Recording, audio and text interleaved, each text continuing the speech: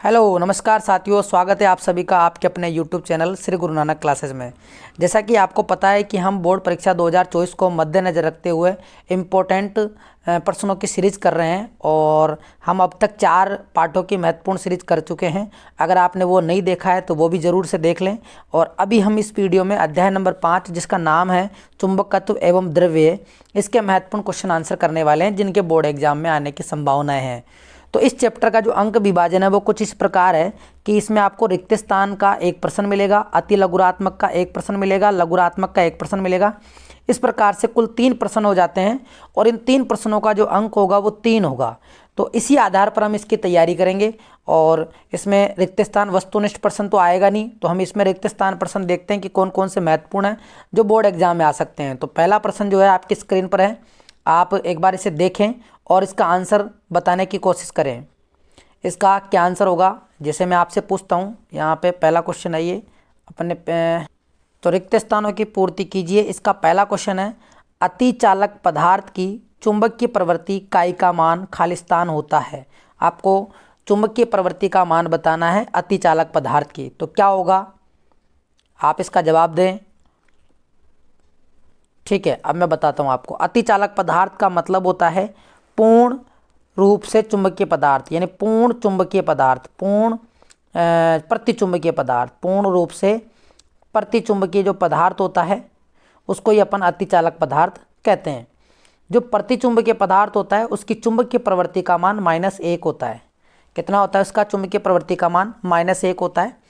और अगर इसका मान -1 है तो हमें एक संबंध पता होता है म्यू आर और चुंबकीय प्रवृत्ति में। तो म्यू आर बराबर होता है 1 plus chi M, 1 plus chi M होता है, यानी म्यू आर बराबर क्या होता है 1 प्लस काई एम। तो जब काई का मान जो है वो -1 आ गया तो 1 में से 1 जाएगा तो कितना आएगा 0।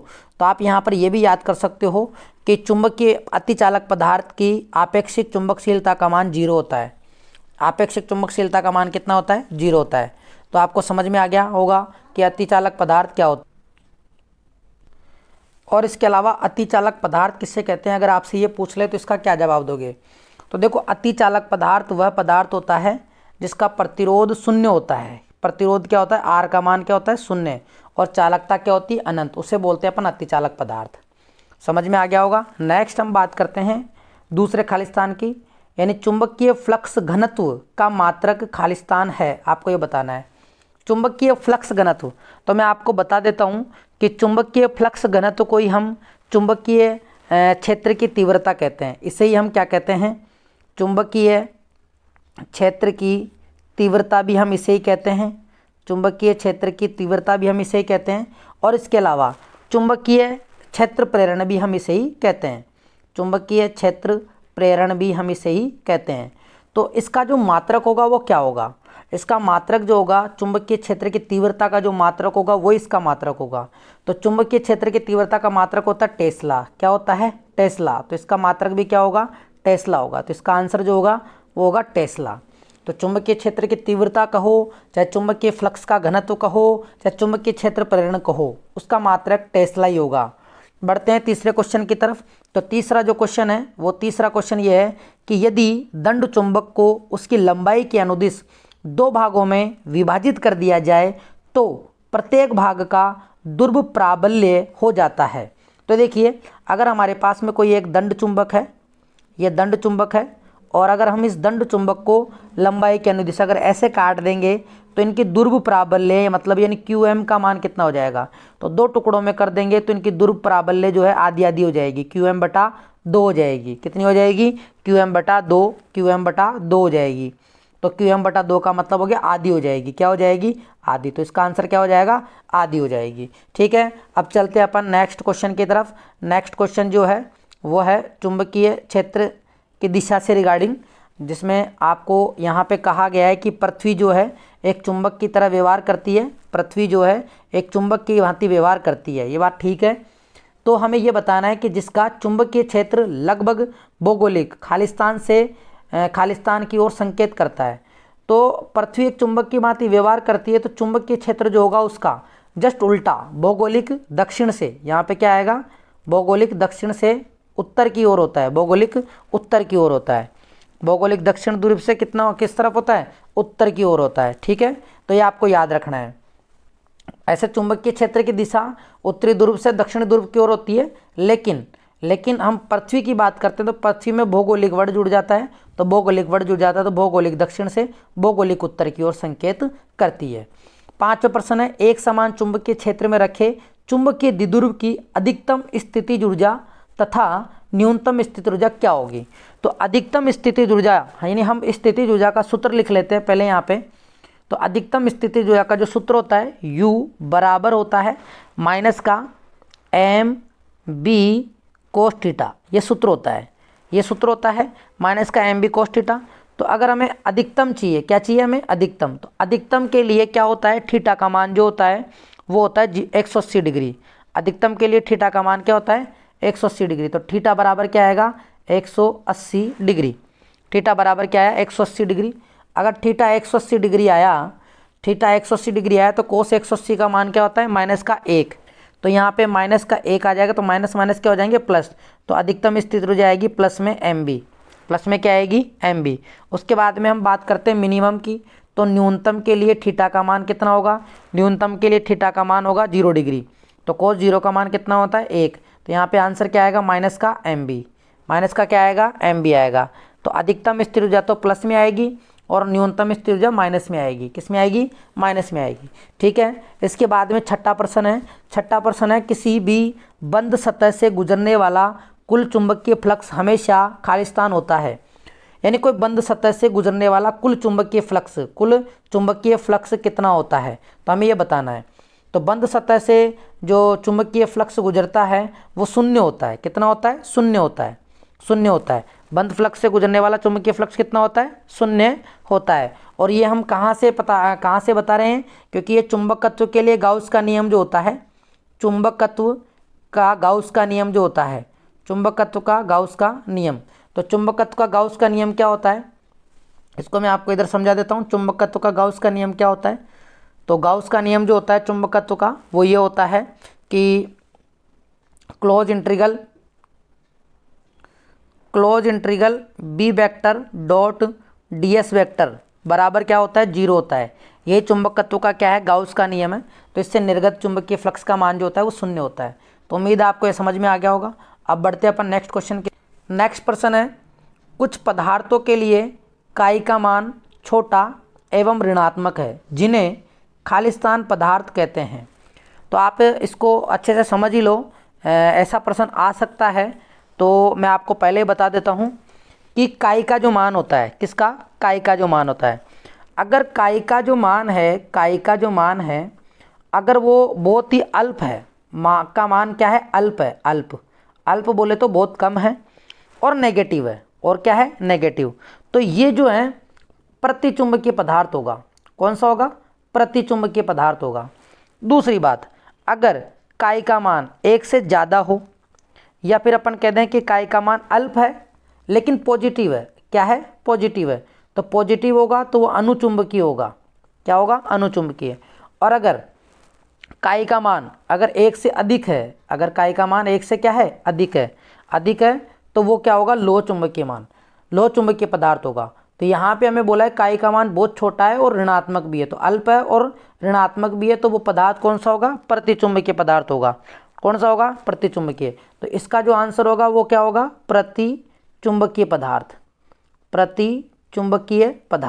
तो इसका आंसर तो प्रतिचुंबकीय आएगा। बाकी आप लोगों को तीनों पता चल गया कि अगर लोह चुंबकीय बोलेगा तो काई का मान 1 से ज़्यादा आएगा, पॉजिटिव आएगा, और अगर काई का मान अल्प है और धनात्मक है तो वो अनुचुंबकीय होगा, और काई का मान अगर नेगेटिव है तो वो क्या होगा, प्रतिचुंबकीय होगा। और प्रतिचुंबकीय पदार्थ का मतलब होता है जो क्या होता है, प्रतिकर्षित होता है।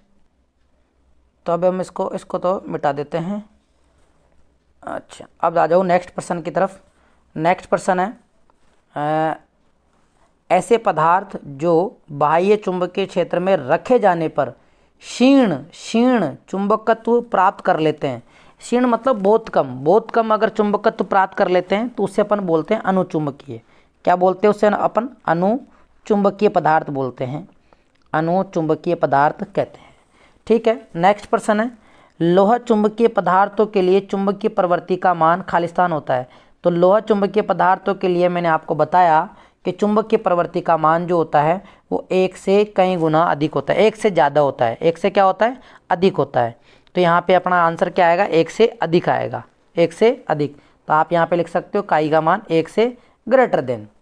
नेक्स्ट प्रश्न है 10वां प्रश्न ये कह रहा है कि किसी दिए गए नमूने के प्रति इकाई आयतन में उत्पन्न चुंबकीय आघूर्ण को क्या कहेंगे। तो देखो हमने एक सूत्र पढ़ रखा है कि चुंबकन तीव्रता जो होती है, चुंबकन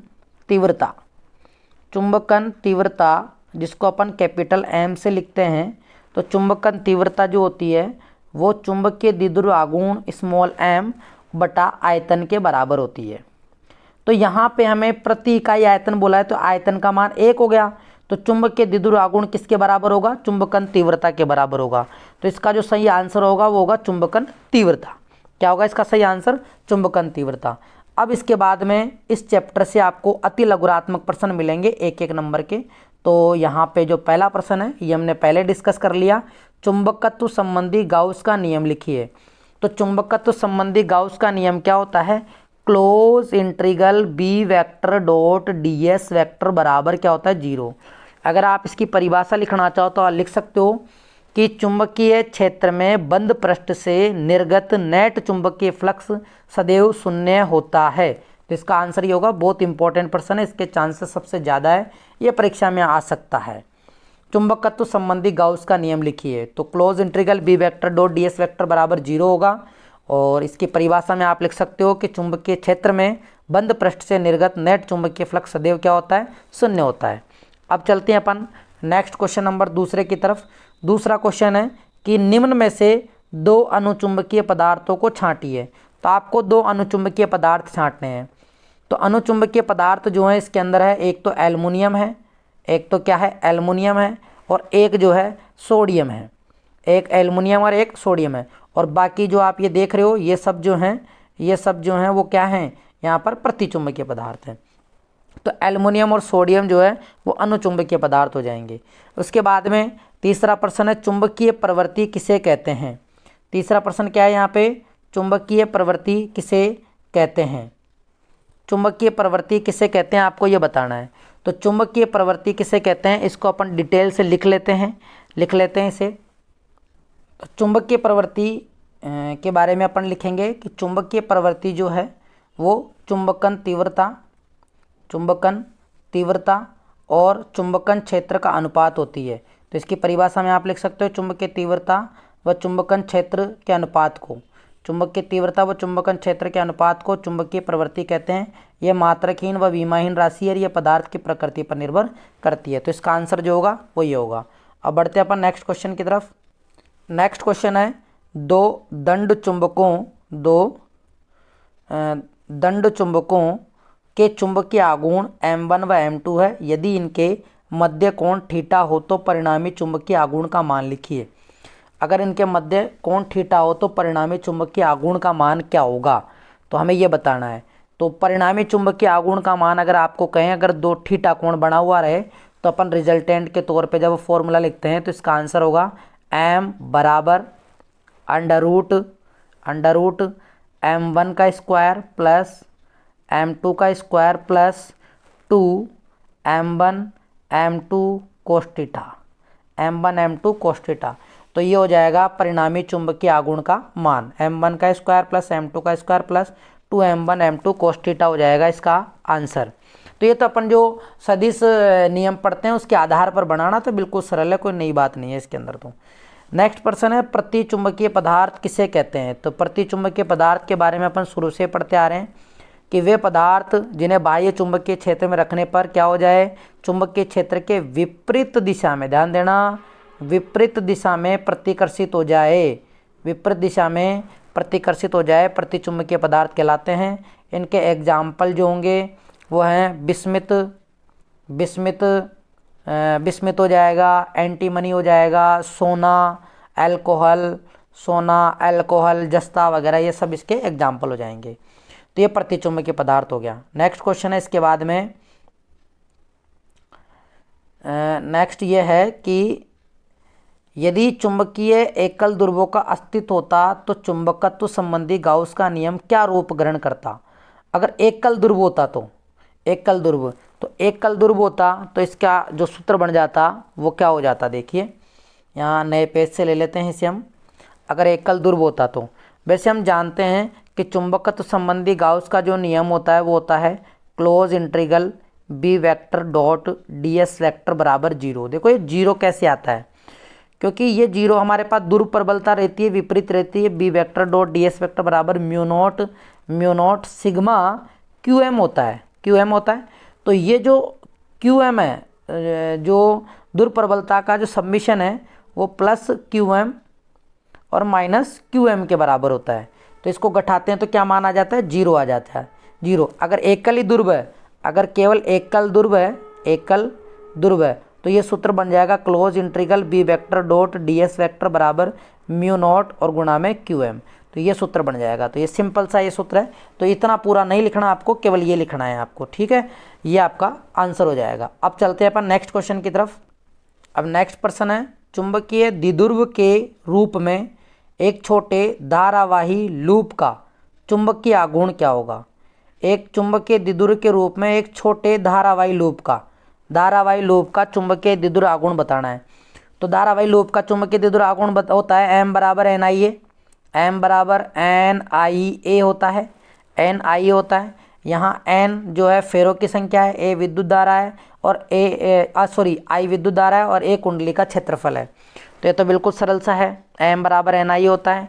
नेक्स्ट क्वेश्चन है कि एक चुंबकीय पदार्थ की चुंबकशीलता 800 है तो वह कौन सा चुंबकीय पदार्थ होगा। अरे ये तो 800 है तो इसका मतलब म्यू का जो मान है वो 800 है।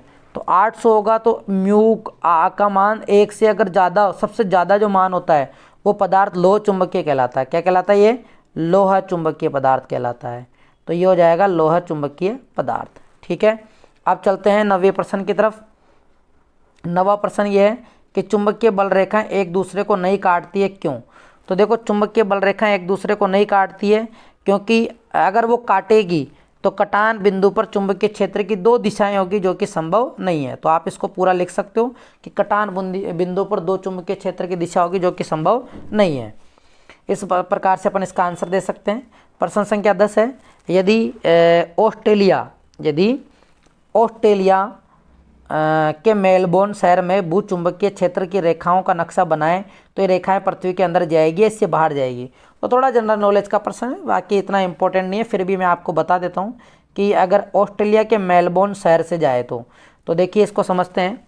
हम ये मान लेते हैं कि ये जो है ये हमारी पृथ्वी है और ये पृथ्वी एक चुंबक की तरह व्यवहार करती है। तो यहाँ से अपन कहें तो ये एन जी ध्रुव हो जाएगा और ये एन एस जी हो जाएगा। और यहाँ ये छड़ चुंबक भौगोलिक उत्तर और भौगोलिक दक्षिण, ये एस वाला भाग हो जाएगा और ये एन वाला भाग हो जाएगा। और यहाँ पृथ्वी के इस कोने पर होता है मेलबर्न। यहाँ पर क्या होता है, मेलबोर्न होता है। तो मेलबर्न होता है। तो यहाँ पे आपने से ये पूछा है कि रेखाएं पृथ्वी के अंदर जाएगी या इससे बाहर निकलेगी। तो देखिए यहाँ से जो निकलेगी ये यहाँ से निकलेगी और यहाँ से निकल के एन से कहाँ जाएगी, एस की तरफ। एन से कहाँ जाएगी, एस की तरफ। तो इसका मतलब ये बाहर की तरफ जाएगी। क्या जाएगी, बाहर की तरफ जाएगी, बाहर की तरफ। तो इसका आंसर होगा बाहर की तरफ जाएगी, ठीक है, बाहर की तरफ जाएगी। ये ऐसा ही। अब नेक्स्ट क्वेश्चन है इसका, नेक्स्ट है इसके बाद नेक्स्ट है आपेक्षिक चुंबकशीलता तथा चुंबकीय प्रवृत्ति में संबंध लिखिए। तो ये मैंने आपको पहले बता दिया था, आपेक्षिक चुंबकशीलता को म्यू आर लिखते हैं, बराबर होता है 1 प्लस काई एम। चुंबकीय प्रवृत्ति काई एम होता है, सिंपल सा। नेक्स्ट है इसके बाद में 12वां प्रश्न, चुंबकीय क्षेत्र रेखाओं के 4 गुण लिखिए। तो 4 गुण लिखेंगे तो 4 गुण देखो कौन कौन से हैं।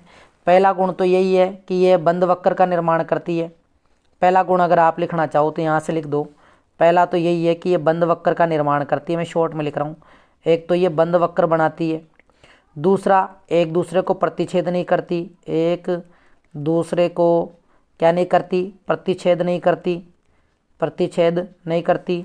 तीसरा जो है कि ये सतत रेखाएं हैं, कंटिन्यूस चलती है, सतत रेखाएं होती है और काल्पनिक होती है। क्या होती है, कैसी होती है, काल्पनिक होती है। तो ये हो जाएगा इसका आंसर। ठीक है, अब आ जाओ नेक्स्ट क्वेश्चन। इसमें दे रखा है एक और कि चुंबकीय प्रवृत्ति को परिभाषित कीजिए।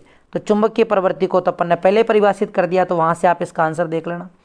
14वां प्रश्न है प्रतिचुंबकीय निर्भरता बतानी है अपने को ताप पर। वैसे तो ये टॉपिक हट चुका है, फिर भी अपन इसके बारे में डिस्कस कर लेते हैं। देखिए ये प्रश्न जो है वो ये क्या कहना चाहता है, देखिए यहाँ पे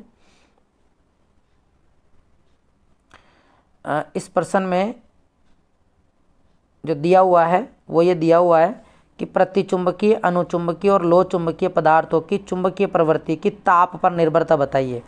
तो देखो प्रतिचुंबकीय पदार्थ जो है वो ताप पर निर्भर नहीं करता। पहला तो ये हो जाता है इसके अंदर कि जो प्रतिचुंबकीय पदार्थ है ना वो तो ताप पर निर्भर नहीं करता, ताप पर निर्भर नहीं करता। पहली बात तो ये निर्भर नहीं करता।